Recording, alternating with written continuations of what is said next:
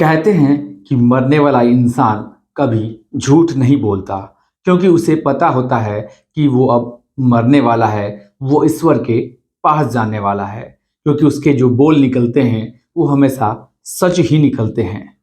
दरअसल कानून भी इस बात को मानता है। कहा जाता है कि अगर कोई मरने वाला इंसान किसी जज या मजिस्ट्रेट के सामने बयान दे तो उस बयान को सच मान लिया जाता है, क्योंकि कानून भी मानता है कि मरने से पहले जो इंसान बोलता है वो सच बोलता है, झूठ नहीं बोलता है। लेकिन इस कहानी में जो व्यक्ति होता है उसका पुलिस और कानून पर से विश्वास उठ चुका होता है, इसलिए उसने ये कदम उठाया। वो कहता है कि मैं जो पैसे कमाता हूँ उस पैसे से मेरे विरोधी, मेरे दुश्मन दिन ब दिन मजबूत होते जा रहे हैं, बल्कि मैं, मेरे पिता, मेरा भाई और मेरी माँ दिन ब दिन घुट-घुट कर जी रहे हैं, तिल-तिल मर रहे हैं।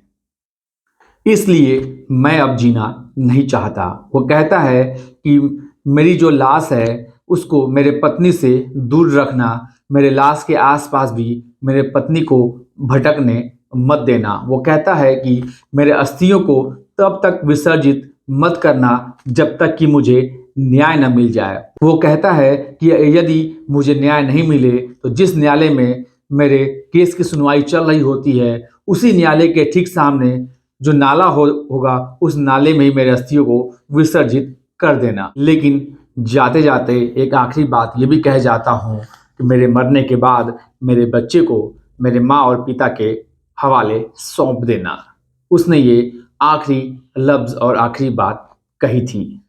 जब उसने ये बात कही थी तो शायद ही किसी देश का कोई ऐसा हिस्सा होगा या कोई ऐसा प्लेटफॉर्म होगा, ऐसा कोई सोशल मीडिया होगा, चाहे वो इंस्टाग्राम हो, चाहे यूट्यूब हो, फेसबुक हो, चाहे कोई भी सोशल प्लेटफॉर्म हो, जहाँ तक ये बात नहीं पहुँची होगी। जिस जिस व्यक्ति ने ये बात सुनी और देखी उन सभी के आंखों में आंसू आ गए, सभी सोचने पर मजबूर हो गए।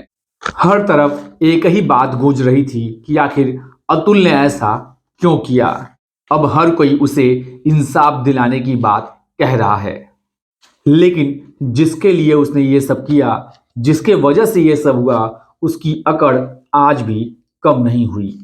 दरअसल आज की कहानी में हम लोग ये जानने और समझने की कोशिश करेंगे कि आखिर ऐसा क्या हुआ, ऐसी कौन सी बात हुई जिसके वजह से अतुल को ये कदम उठाने पड़े। नमस्कार, मैं विपिन सिंह यादव, स्वागत है आप सभी का मेरे इस चैनल पे। दोस्तों, आज की जो मैं सच्ची घटना आपको सुनाने जा रहा हूँ, ये सच्ची घटना 9 दिसंबर की सुबह 6 बजे से ही शुरू हो जाती है। दरअसल बेंगलुरु पुलिस कंट्रोल रूम को एक फोन जाता है और उस फोन के द्वारा बताया जाता है कि एक एआई इंजीनियर है जो अब इस दुनिया में नहीं रहा, उसने आत्महत्या कर ली है। जैसे ही ये सूचना पुलिस को मिलती है, तुरंत पुलिस मंजूनाथ लेआउट स्थित डेलिफिनियस रेजिडेंसी में पहुंच जाती है और पहुंचने के बाद शव को कब्जे में लेकर पोस्टमार्टम के लिए भेज देती है। दरअसल पुलिस मरने वाले के बारे में पता करना शुरू कर देती है कि आखिरकार ये कौन है। दरअसल उसका नाम होता है अतुल सुभाष मोदी, जो कि बेंगलुरु के एक कंपनी में रहकर इंजीनियरिंग की नौकरी कर रहा होता है और वहीं से अपने माँ, पिता और भाई को हर महीने अपने सैलरी के कुछ पैसे रख कर भेजा करता था ताकि उनकी ज़िंदगी आराम से चल सके। लेकिन पुलिस इस मामले में जांच करना शुरू करती है। वो कोशिश करती है ये जानने का कि आखिर इसने ऐसा कदम क्यों उठाया। तो पता चलता है कि एक 84 मिनट का वीडियो और 24 पन्ने का एक पत्र लिखा हुआ होता है जिसमें अतुल ने अपने कहानी के एक छोटे से छोटे बिंदु को बयां किया होता है। और ये वीडियो हर सोशल मीडिया के हर एक प्लेटफॉर्म पे हर उस व्यक्ति तक पहुंच रही थी, तेजी के साथ वायरल हो रही थी। ऐसा कोई व्यक्ति नहीं था जिसने इस वीडियो को देखा नहीं हो, इस कहानी के बारे में सुना नहीं हो। जिसने भी सुना उसके आंखों में आंसू आ गए। सभी लोग सोचने पर मजबूर हो गए कि आखिर अतुल ने ऐसा किया तो क्यों किया, ऐसा कदम क्यों उठाया। हर सोशल मीडिया, हर एक प्लेटफॉर्म पे, हर न्यूज़पेपर, अखबारों में एक ही खबर चल रही थी कि सुभाष को न्याय दो, अतुल को न्याय दो, justice for Atul, justice for Atul Subhash Modi. दरअसल ये कहानी शुरू होती है बिहार का एक समस्तीपुर जिला होता है, उसी जिले का एक बैनीपूसा रोड होता है, वहाँ का ही रहने वाला होता है अतुल सुभाष मोदी। उसे एक मैट्रिमोनियल साइट पे एक लड़की से मुलाकात हो जाती है जिसका नाम होता है निकिता सिंघानिया। निकिता सिंघानिया जो कि उत्तर प्रदेश के रोहतास जौनपुर जिले की रहने वाली होती है, अच्छी खासी पढ़ी लिखी होती है। उन दोनों के बातचीत का सिलसिला शुरू हो जाता है। बातचीत का सिलसिला धीरे धीरे बढ़ते बढ़ते प्यार तक कब पहुंच जाता है उनको पता नहीं चलता है। उन दोनों की ये बातें उनके घर तक पता चल जाती है। लड़की इतना सूझबूझ से उस लड़के से बात करती है तो लड़का सोचता है कि इतनी पढ़ी लिखी इतनी अच्छी लड़की अगर मेरे जीवन में आ जाए तो मेरी ज़िंदगी कितनी मस्त हो जाएगी, कितने अच्छे से मेरी ज़िंदगी गुजरेगी। धीरे धीरे जो लड़की होती है उसके पिता को एक बीमारी होती है और बीमारी की वजह से वो पिता और परेशान हो जाते हैं, उसके घर वाले परेशान हो जाते हैं कि पिता के रहते हुए ही इन दोनों की शादी कर दी जाए। दोनों परिवार की सहमति से 29 अप्रैल 2019 को वाराणसी का हिंदुस्तान इंटरनेशनल होटल होता है, उस होटल में इन दोनों की शादी होती है। इसके बाद ये दोनों समस्तीपुर पहुंच जाते हैं, 2 दिनों तक समस्तीपुर में रहते हैं। इसके बाद ये दोनों लड़के और लड़की बेंगलुरु आ जाते हैं। बेंगलुरु से हनीमून के लिए ये मॉरिशस चले जाते हैं। जब ये मॉरिशस जाते हैं तो जो अतुल होता है वो एक हरकत को देख करके परेशान हो जाता है। दरअसल ये देखता है कि जो लड़की होती है ये हर बार किसी सामान को भूल जाती है, तो कभी बस छोड़ देती है तो कभी कुछ छोड़ देती है और बस हंस करके हर एक बात को भुलवा दिया करती है।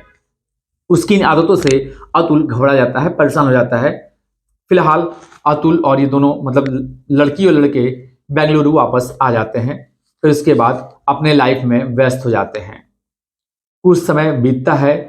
इसके बाद जो लड़की के पिता होते हैं जिनका नाम होता है मनोज सिंघानिया, अचानक उनकी बीमारी से मृत्यु हो जाती है। फिर लड़के और लड़की दोनों जौनपुर आते हैं और जो लड़के के पिता होते हैं वो भी लड़की के घर पे द्वार करने के लिए पहुंचते हैं। कुछ दिनों रुकने के बाद दोनों लड़के और लड़की वापस बेंगलुरु चले जाते हैं और अपने काम में व्यस्त हो जाते हैं। लड़का सोचता है कि लड़की पढ़ी लिखी है, क्यों न इसको और आगे पढ़ाया जाए और इसको भी नौकरी करने का मौका दिया जाए। लड़का लड़की को नौकरी की तैयारी कराता है और नौकरी भी उसकी लग जाती है। करीब लड़का रोजाना बाइक से पहले अपने पत्नी को उसके ऑफिस जो करीब 13 किलोमीटर दूर होता है उसको वहाँ छोड़ता है उसके ऑफिस में, और वहाँ से वापस फिर वो अपने ऑफिस जाता है। रोजाना इस तरह से जीवन उसका चल रहा होता है। अचानक उसकी पत्नी जो होती है प्रेग्नेंट हो जाती है। प्रेग्नेंट होने के बाद पति जो होता है अतुल डॉक्टर के पास लेके जाता है। डॉक्टर कहता है कि प्रेगनेंसी हो गई है, प्रेगनेंसी में इसको थोड़ा सा मूवमेंट की ज़रूरत है, इसके बॉडी को मूवमेंट की ज़रूरत है, तो थोड़ा काम इसको करने दो। अतुल उसको लेके घर आता है। इसी बीच पता चलता है कि किसी कारणवश इसकी नौकरी चली जाती है जो लड़की होती है। इसके बाद देखभाल के लिए अतुल अपने माँ को घर पे बुलाता है।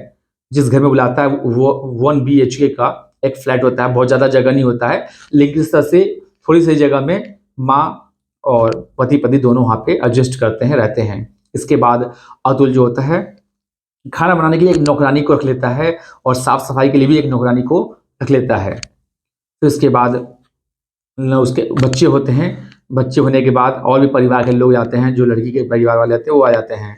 लेकिन घर में जगह कम होने की वजह से लड़की के परिवार वालों को एक होटल में रखना पड़ता है। लड़की के परिवार वाले सोचते हैं कि क्या इतनी भी जगह कम थी कि हमें अपने से दूर रखना पड़ गया इन लोगों को, इससे अच्छा तो हमारा घर ही था। इस तरह की वो बातें कर रहे थे और यहीं से विवाद शुरू हो जाता है। लड़की भी और लड़की घर वालों का भी खटपट चालू हो जाता है, लड़कों से, लड़कों घर वालों से। खैर इस तरह से दिन बीत रहा था। जो लड़की होती है वो नॉन वेजिटेरियन होती है और जो लड़के की माँ होती है वो प्योर वेजिटेरियन होती है। लड़की जो खाना बनाती है वो माँ को पसंद नहीं आता है। इन बातों को लेकर भी दोनों में तकझक होता रहता था हमेशा। लड़के की जो माँ होती है वापस समस्तीपुर चली जाती है। फिर किन्हीं बातों को लेकर के अक्सर लड़की और लड़के में हमेशा लड़ाई झगड़ा, हल्का फुल्का झगड़ा वगड़ा होता रहता था। ऐसे ही दिन बीतता जा रहा था। धीरे धीरे हालत ऐसी हो जाती है कि साल 2021 में लड़की वहाँ से अपने घर जौनपुर चली जाती है अपने बच्चे को लेकर। जौनपुर जाने के बाद 24 अप्रैल 2022 को जौनपुर के सदर कोतवाली में जाती है और लड़के, उसके पिता, उसकी मां और भाई के खिलाफ मुकदमा दर्ज करवाती है। मुकदमा अपराध संख्या 115 बटा 2022 आईपीसी की धारा 498 ए, 323, 504, 506 और साथ ही दहेज अधिनियम की धारा 3 के तहत मुकदमा दर्ज किया जाता है। इसके बाद लड़की उसके ऊपर आरोप पे आरोप लगाकर कुल 9 मुकदमे दर्ज करा देती है। तब वो लड़का बेंगलुरु से जौनपुर आने जाने का सिलसिला उसका शुरू हो जाता है।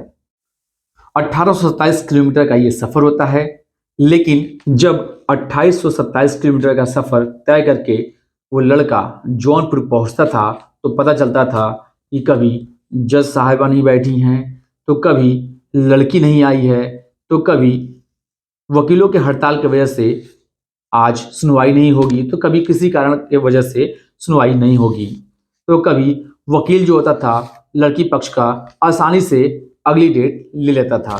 इस तरह का सिलसिला हमेशा चलता रहता था। लड़का हमेशा 1827 किलोमीटर का सफर तय करके जौनपुर आता और जाता रहता था। इस तरह से लगातार वो चक्कर पे चक्कर लगाता रहता था। 2022 में पहला मुकदमा दर्ज होता है और 2024 में कुल 9 मुकदमे दर्ज हो जाते हैं। लेकिन एक दिन ऐसा होता है कि कोर्ट में पत्नी भी होती है, जज साहिबा भी होती हैं और वो लड़का भी होता है। इसी बीच में लड़का जज साहिबा से कहता है कि मैडम, आप जानती नहीं हैं कि एनसीआरबी की जो रिपोर्ट है, उस रिपोर्ट ये कहती है कि झूठे मुकदमे लिखवाने की वजह से जो पति होते हैं वो बड़ी संख्या में अपनी जान गंवा बैठे हैं। पत्नी कहती है कि तुम फिर क्यों पीछे हो, तुमने अपनी जान क्यों नहीं दे दी।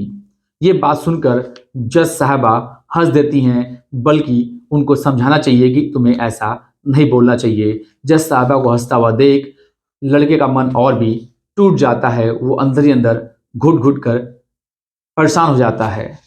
लड़का जो होता है रोजाना हमेशा तारीख पे 1827 किलोमीटर का सफर तय करते करते परेशान हो जाता है, थक हार जाता है।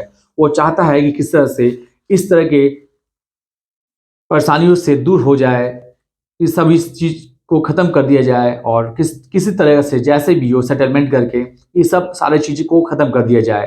वो बहुत परेशान रहता था इन सब चीज़ों की वजह से। उसकी जॉब पे भी परेशानी आती थी, क्योंकि एक वही सहारा था, उसका जॉब ही एक सहारा था। उसी जॉब के तहत वो अपने माता पिता का खर्च भी उठाता था और घर घर पे पैसा भी भेजा करता था। लेकिन इन सभी के चक्कर में सब हर तरह से परेशानियों से वो घिर चुका था। वही सूत्रों से पता चला था कि कोर्ट में सब सेटलमेंट के लिए पैसे की डिमांड होती है, लेकिन पहले से ही रोजाना आने जाने में और इस तरह के केस के चक्कर लगाने में तमाम पैसे खर्च हो चुके थे। उसके पास पैसे नहीं थे कि वो पैसे देकर इस केस को सेटलमेंट कर सके। दरअसल जो बच्चा होता है 2 लाख की डिमांड होती है उसके खर्च के लिए, उसके रहने के लिए और जीवन यापन के लिए। 29 जुलाई 2024 को कोर्ट एक आदेश देती है पति को, कहती है कि आप बच्चे के परवरिश के लिए 40,000 रुपये प्रति माह आपको देने होंगे। चूंकि कोर्ट का आदेश था तो मानना तो पड़ेगा ही, क्योंकि कोर्ट का आदेश है, नहीं मानने पे तो सजा भी मिलती है, तो मानना जरूरी भी था।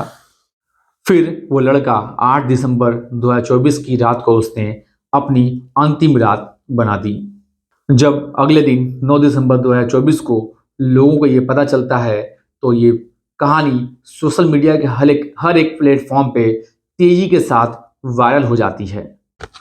दरअसल 24 पन्नों की ये कहानी और 84 मिनट का ये जो वीडियो था, इन वीडियो के माध्यम से और इस 24 पन्नों के पत्र के माध्यम से लोगों को उसने छोटे छोटे पहलुओं को समझाने की कोशिश की थी, क्योंकि कानून और पुलिस पर से तो उसका विश्वास उठ चुका था। इसलिए उसने सोचा था कि इस वीडियो के माध्यम से मैं लोगों को ये छोटी छोटी पहलुओं को समझा सकूंगा, बता सकूंगा। इसीलिए उसने ये वीडियो बनाई थी, जो कि तेजी के साथ हर एक सोशल मीडिया के प्लेटफॉर्म पर वायरल हो रहा था।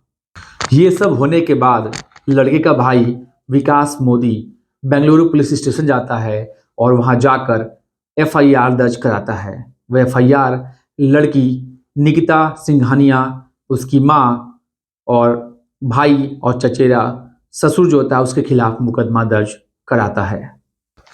इसके बाद ये कहानी हर एक के मोबाइल में सोशल मीडिया पे वायरल हो जाती है।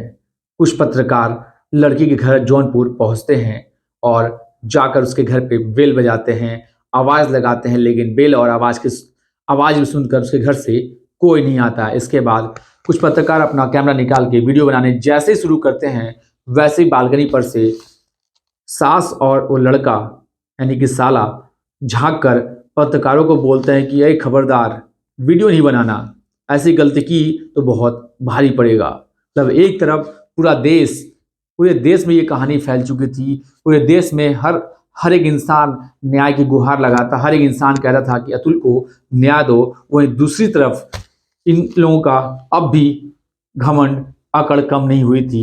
ये अब भी उतना ही अकड़ के साथ पत्रकार को, मीडिया वालों को धमकी पे धमकी दिए जा रही थी। अब जिस तरह से अतुल ने यह वीडियो बनाया, आखिरी रात को अंतिम रात बनाया और 84 मिनट का जिस उसने वीडियो में उसने जो साफ तौर पे कहा कि मेरे अस्थियों को न्याय मिलने तक विसर्जित न किया जाए, अगर न्याय न मिले तो उसी न्यायालय के सामने जो गटर है, जो नाला है, उसमें विसर्जित कर दिया जाए। इस तरह की बातें सुन सुनकर लोगों की आंखें भर आई थी, लोगों की आंखों में आंसू आया था, लोग सोचने पर मजबूर हो गए थे। हालत ये हो गई है कि अब लोग कैंडल लेके रोड पर उतर चुके हैं और सभी लोग अतुल सुभाष मोदी को न्याय दो की मांग कर रहे हैं। हर सोशल मीडिया पे अतुल सुभाष मोदी को न्याय का हैशटैग का वीडियो, हैशटैग वायरल चल रहा है। इसमें हर इंसान, हर भारत का हर एक नागरिक अतुल सुभाष मोदी के न्याय की मांग कर रहा है। इस कहानी को बनाने का उद्देश्य किसी को ठेस पहुंचाना नहीं था, किसी को परेशान करना नहीं था, आप सभी को जागरूक करना था।